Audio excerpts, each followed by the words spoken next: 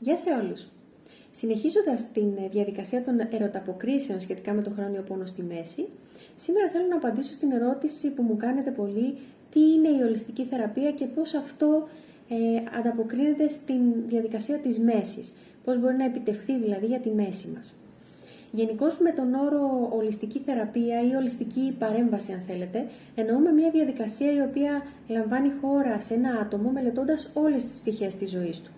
Φυσικά και θα μελετήσουμε το σωματικό πρόβλημα που είναι και το πρωτεύον, όμως θα πρέπει να δούμε και κάποιους παράγοντες που επηρεάζουν τη ζωή του, όπως λέγονται προδιαθεσικοί παράγοντες, πράγματα δηλαδή που μπορεί να κάνει στην καθημερινότητά του, στο άθλημά του, στην εργασία του ή οπουδήποτε αλλού και το οποίο μπορεί να επιδεινώσει ή να δημιουργήσει τα συμπτώματά του.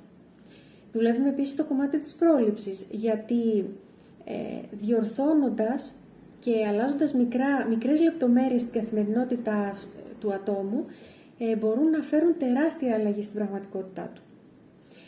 Και οι περισσότεροι άνθρωποι μου λένε, ναι, σιγά τώρα, θα κάτσω εγώ λίγο πιο σωστά στην καρέκλα μου και θα σταματήσει ο πόνος στη μέση και δεν θα ξανάρθει. Κατανοώ την όποια δυσπιστία, πραγματικά.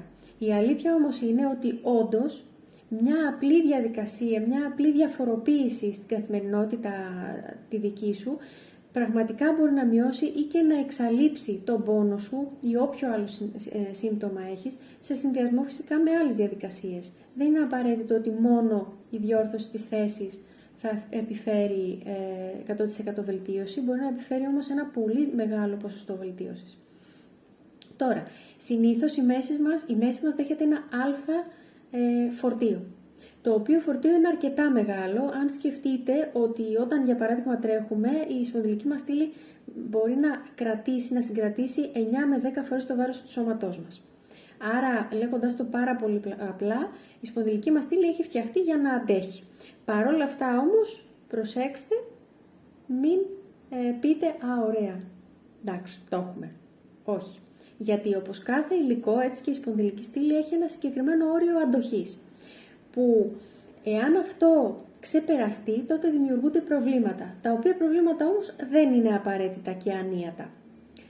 Υπάρχει μια σειρά από διαδικασίες και έξυπνα βήματα, όπως μου αρέσει να τα λέω, που αν τα ακολουθήσεις, τότε σίγουρα μπορείς να εκτελέσεις όλες τις δραστηριότητες, όλες τις εργασίες, όλα τα χόμπι και ό,τι άλλο θέλεις, χωρίς να φοβάσαι ότι αν θα ξεπεράσεις αυτό το όριο, τότε θα επέλθει ο πόνος ή το μούδιασμα ή χωρίς να φοβάσαι ότι θα ξεκινήσεις πάλι μια καινούρια υποτροπή, αν δεν πονάς ήδη, προκαλώντας μάλιστα υποτροπή ακόμη πιο επώδυνη από την προηγούμενη.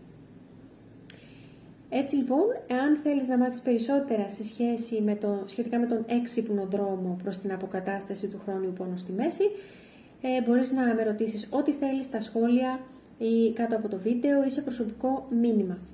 Να θυμάσαι ότι ο δρόμος προς την ίαση χρειάζεται να είναι συνειδητός για να είναι αποτελεσματικός. Τα λέμε και πάλι σύντομα. Καλή συνέχεια σε όλους.